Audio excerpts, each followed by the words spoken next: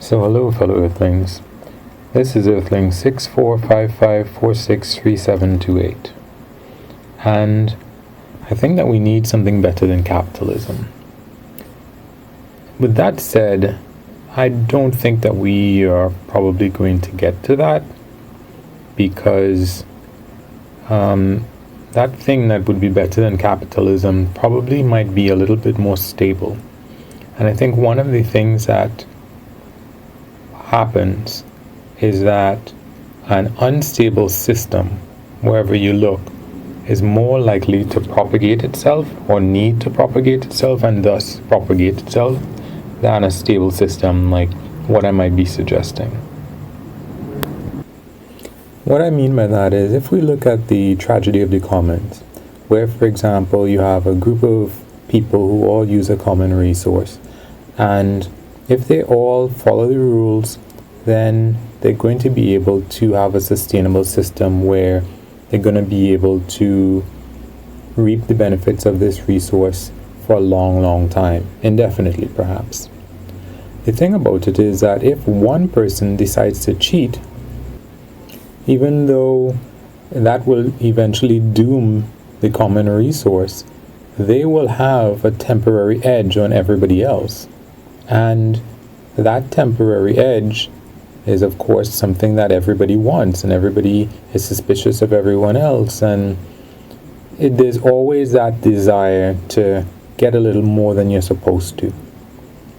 And that's why there's always going to be a percentage of cheaters or exploiters in any population. So I don't know that this thing that I'm suggesting, this stable system that would hopefully allow us to have better results than capitalism, in the same way that if everybody followed the rules in this common resource, then we'd have a sustainable system for a long time. I don't think that it's likely, but it's something to think about. Now, the problems with capitalism are pretty clear. There's a boom time when things are going great, and it's not sustainable, and as a result of that, there's a bust or a recession after a period of time. And every so often, the bust becomes a really, really big one, and something that might even be an existential threat, as they say. So, now on the one hand, there are a lot of economists and people who believe in the invisible hand of capitalism being the best way to choose what industries to focus on. And I feel that invisible hand is, it's a pipe dream. There are people who have the resources and they decide where things are going to go. They think that they know, based on whatever limited knowledge that they have, random knowledge really. They know better off than, well, usually they're not experts. They just have feelings and hunches, and even if you decide to crunch the numbers, there's no way to tell what the future is going to be. And that's what, and they're beyond the future. Thinking of the future, there's so many different parameters that you have to deal with. There might be something that is really, really better for society or for the world, but consumers don't want it. Now, the thing about it is that when people really want to pursue a particular thing, they will try to manipulate consumers in that direction. And really, I think what most businesses want is to create a dependency amongst their consumers on their business. Whether it is pizza companies who want to make their pizza so delicious that people can't stop eating it, or KFC, or cigarette smoking, or alcohol, or whatever it is. People really want their consumers to be dependent, and they use that marketing to erode people's self-confidence and make them feel just like, a manipulative boyfriend or girlfriend perhaps, that they can't live without this thing that might actually just be very destructive. So I guess, couldn't we manipulate people to do the right thing? But the thing about it is that whatever is the right thing for a particular moment, too much of that isn't is never going to be good. Let's say we decided that we wanted people to eat lettuce. What people really want is, even if you're a lettuce farmer, you want people to have so much lettuce to the point where they are storing boxes or containers and buying refrigerators to store lettuce. Like Herbalife. Is it Herbalife? Yeah. They claim that they're not, a multi-level marketing thing. But most of the people who end up in that end up having all of these boxes and boxes of stuff that they bought stored in their garage or their homes or whatever. And that obviously, I guess when people eventually give up on Herbalife, they just have all of this product. But that's really what, a lot of businesses and systems businesses want. And if we are led to believe that capitalism and what these businesses are doing is the best thing, that this is what the invisible hand is doing so well and making our life better by creating these dependent people. But yeah, I guess that's the reason why we can't have that stable system, because they are, I think, what do they call these things? Adages in other languages. That I remember hearing about one that basically says there's no limit to greed.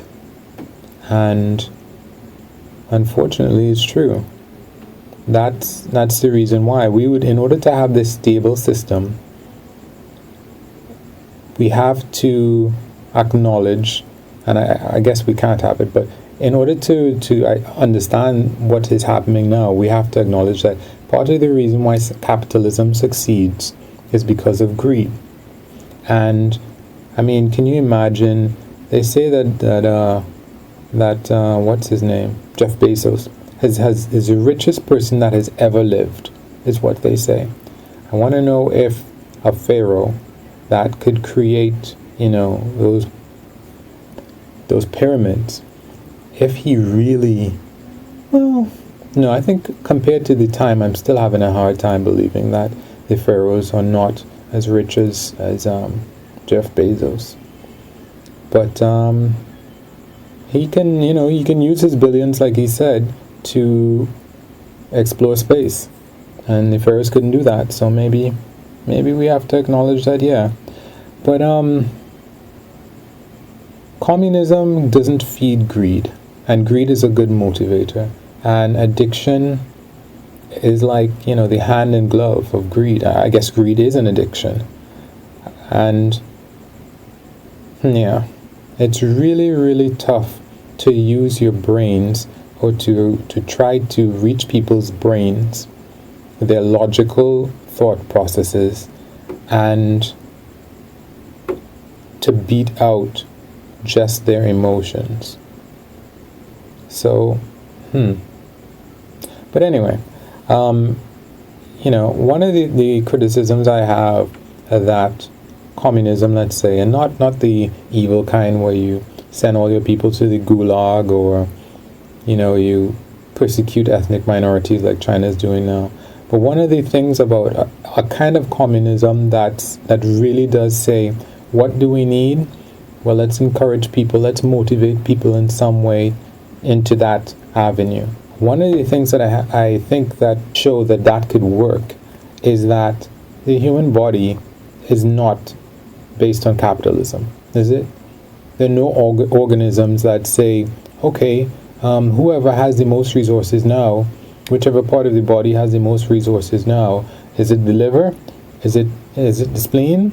They're going to make the decisions about what we're going to do next. That doesn't make any sense.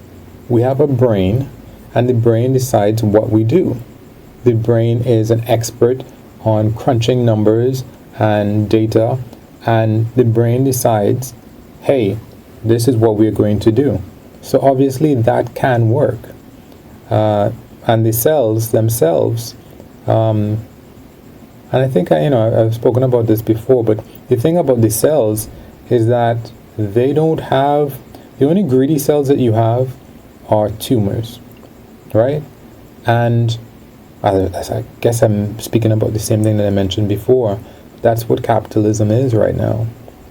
We have a bunch of tumors and we think that it's great, but we need to find a way to bend our minds and psyches to the point where, as in an ordinary cell, if conditions are wrong, people need to commit harikari for the sake of the overall society.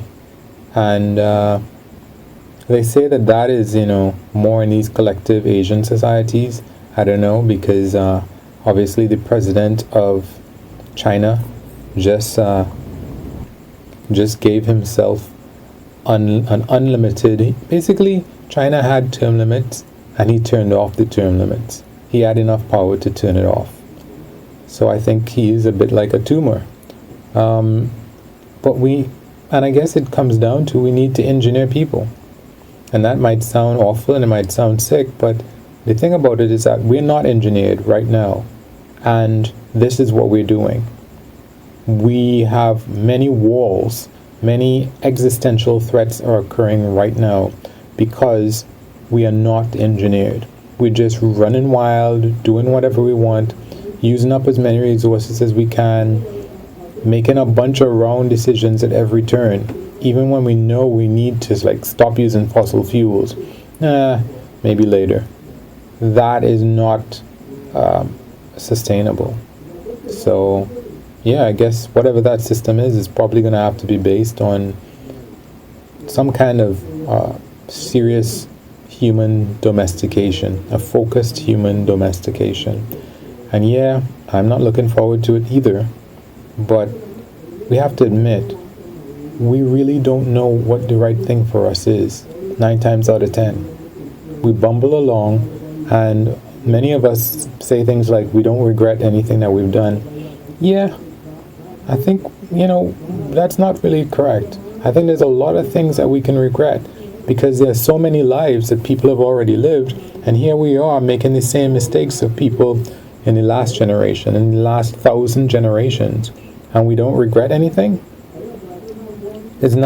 Aren't we doing as a civilization, as a species, doing that definition of insanity and expecting a different result?